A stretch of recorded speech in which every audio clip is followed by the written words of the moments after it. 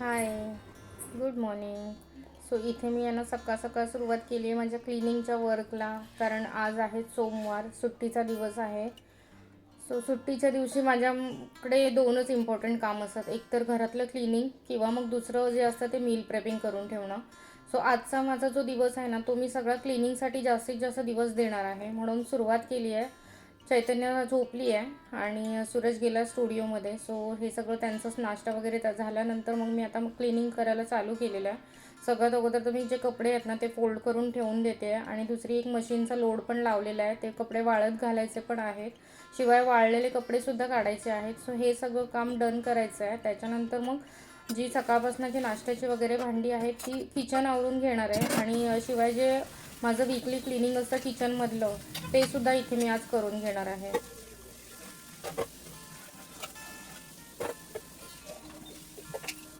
असं फास्टमध्ये काम होतं ना, बघताना किती छान वाटतं ना. असं वाटतं की काश आपण पण असं फास्ट फास्ट काम केलं असतं तर किती वेळ मिळाला असता ना आपल्याला.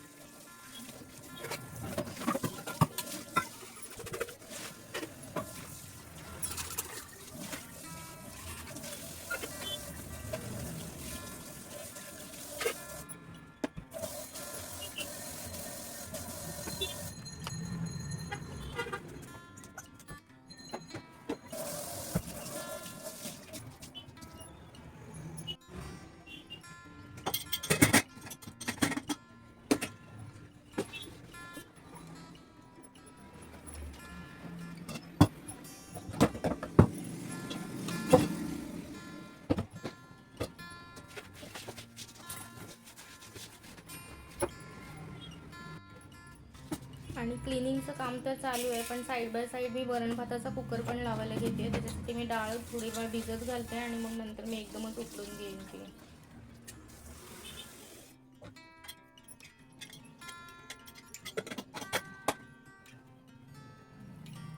किचनचं आवरून घेतलं, त्याच्यानंतर बेडरूम आवरायला घेतली. चैतन्य उठली होती, तिला उठवून दिलं आणि थोडं नाश्त्यासाठी बसवलं आणि तोपर्यंत म्हटलं की बेडरूम आवरून घेते. म्हणून मग बेडरूमचं आज बेडशीट चेंज करायची होती. जसं मी म्हटलं की वीकली क्लिनिंग असतं, त्याच्यामुळे आज बेडशीट चेंज केली आहे आणि बेडशीट धुवायला पण घातली आणि बाकीचं सगळं आवरून बेड वगैरे स्वच्छ लावून घेतला.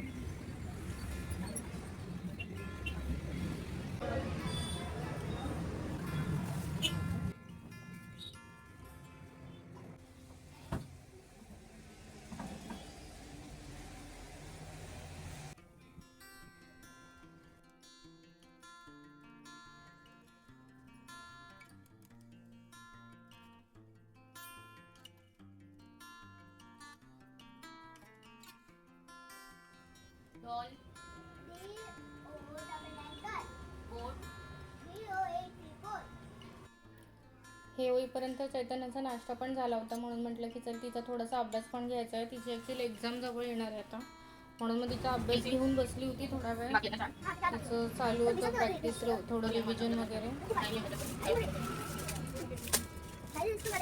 तर एक आज सुट्टीचा वार सुद्धा आहे, तर म्हटलं की थोडंसं चैतन्यासोबत वेळ घालवायचा आहे. त्याच्यामुळे मी आणि चैतन्य आम्ही बाहेर चाललो आहे.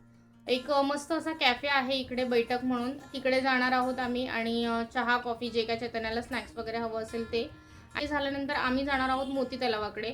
मोती तलावाच्या आजूबाजूला थोडा वेळ थोडंसं असं फिरू, निवांत बसू, छान वगैरे गप्पा गोष्टी. आणि त्याच्यानंतर कदाचित मी विचार करते की मिस्टर DIY पण नवीनच चालू झालं आहे सावंतवाडीमध्ये, तो तिकडे एकदा जाऊन बघते, तिकडे त्या टाईपचं तिकडे जाऊन बघते काही ऑफर्स वगैरे आहेत का, आणि बघूया कसं कसं काय काय होतंय. ते मी सगळं तुमच्यासोबत शेअर करायचा नक्कीच प्रयत्न करेन.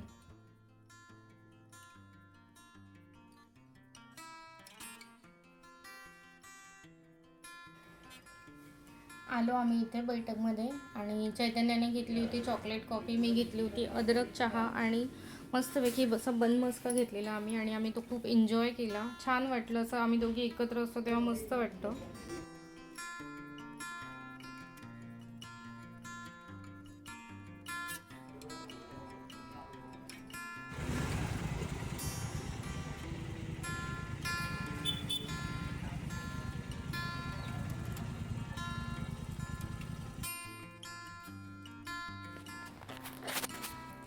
अच्छा, हे सगळं झालं आणि पॅनिंगमध्ये जी नव्हतं ना गोष्ट तीच झाली ॲक्च्युली. मध्ये ॲक्च्युली गार्डन व्हिजिट नव्हतं, गार्डनमध्ये जायचं नव्हतं. पण बाहेर पडल्यावरती मग चैतन्याचं असं चालू झालं की नाही तिला गार्डनमध्ये जायचं आहे, कारण मग तिकडे खूप सारे झुले वगैरे आहेत. आणि ॲक्च्युली सावंतवाडीमधलं हे जे गार्डन आहे ना ते खरंच खूप मोठं आहे. आणि इथे खूप छान छान असे प्री वेडिंग शूट्स पण होतात, आउटडोअर शूट्स होतात, बेबी शॉवर शूट्स होतात. आणि फोटोग्राफी व्हिडिओग्राफीसाठी खरंच खूप भारी लोकेशन आहे हे सावंतवाडीमधलं. सो बाहेर आल्यानंतर मग तिला इथे यायचं असतं. मग त्याच्यानंतर इकडे आलो, तिच्यासोबत थोडासा टाईम स्पेंड केला आणि चालू आहे वरती.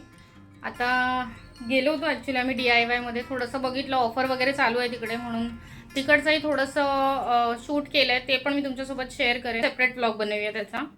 आणि काय काय ऑफर्स आहेत किंवा काय काय नवीन नवीन छान छान आलं आहे स्टॉक त्यांच्याकडे. सो छान होतं, नाईस, मस्त होतं, वेगळं काहीतरी काय काय गोष्टी. मी तिकडून ना असं पाऊच घेतलं, बघा किती क्यूट आहे ना, आणि विथ किचन होतं.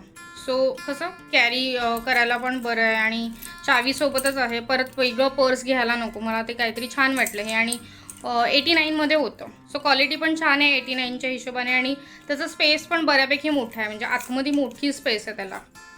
आणि छान आहे, आवडलं मला. सो ह्याच्यामध्ये पैसे ठेवले तर किचनसारखं पण झालं, पैसेही ठेवायला कामात येणार आणि ओव्हरऑल छान आहे. सो म्हणून मी ते एक घेतलं.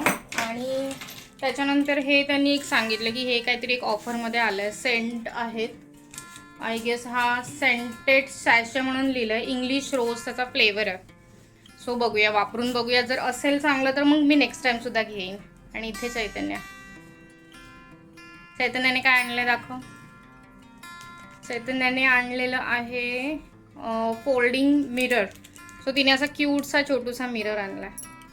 नाईस, छान आहे. हा पण जास्त नाही आहे कॉस्टली, हा 32 रुपीजमध्ये आला आहे. सो बड्डे रिटर्न गिफ्टसाठी पण छान छान ऑप्शन्स आले आहेत त्यांच्याकडे, मस्त आहे. त्यानंतर घरातलं थोडंसं सामान घेतलं आहे. कांदे बटाटे संपत आलेले, सो कांदे बटाटे घेतले, थोडी भाजी घेतली आहे. आणि आज सकाळी तर वरण भातच बनवलं होतं.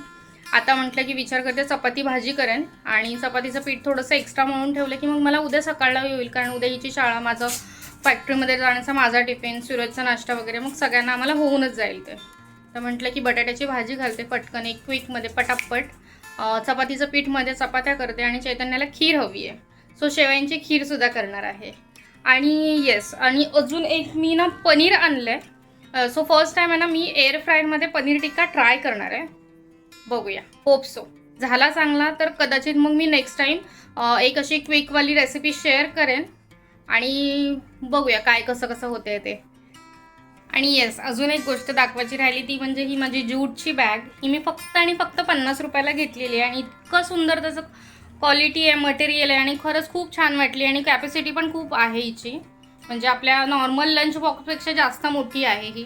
सो म्हणून मी ही घेतली 50 रुपीजमध्ये. तर तुम्हाला सावंतवाडीमधलं पण काही गोष्टी बघायच्या असतील तर नक्की मला कमेंट करून सांगा, कारण मी तर इथेच राहते, त्याच्यामुळे मला तुम्हाला ते व्हिडिओ देणं अगदी सोपं आहे.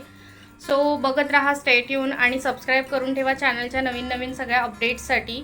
आणि हा व्हिडिओ इथेच संपणार आहे. आणि उद्या जो व्हिडिओ येईल, म्हणजे उद्यापासून जे शूट आहे ते कदाचित फॅक्टरीमधलं असेल. बघूया, फॅक्टरीमध्ये एक हनी चुरमा वगैरे प्रकार बनवायचा आहे नवीन. आणि कस्टमरची पण त्याच्यावर रिॲक्शन अशा वेगळ्या असतात, कारण कसं आहे तो प्रकार आपल्याकडचा नाही, गोव्यामध्ये तो जास्त जातो, किंवा गोव्यामधला त्यांचा रिजनल फूड स्नॅक्ससारखा. आपल्या लोकांना, खूप लोकांना ते माहीत नाही आहे. त्याच्यामुळे जो आम्ही काउंटरवर ठेवला ना तो, की मग लोकांचे प्रश्न असतात की हनी चुरमा म्हणजे काय असतं, मग ते दुधामध्ये टाकून खातात का, ते कॉर्नफ्लेक्स वगैरे आहे का. तर तसं काही नाही, काय आहे एक्झॅक्टली, आणि तो आम्ही कसा बनवतो किंवा काउंटरला विक्रीसाठी कसा ठेवतो, त्याची किंमत काय असते, किंवा किती पॅकेजिंगमध्ये तो भरतो, ह्या सगळ्या गोष्टींची कदाचित अपडेट मी लॉंग व्हिडिओमध्ये पण देणार आहे. ब्लॉग आहे तो फॅक्टरीमधला जास्त पोर्शन कव्हर करायचा प्रयत्न करेन मी. सो इतकंच, बघत राहा, सबस्क्राईब करून ठेवा. बाय.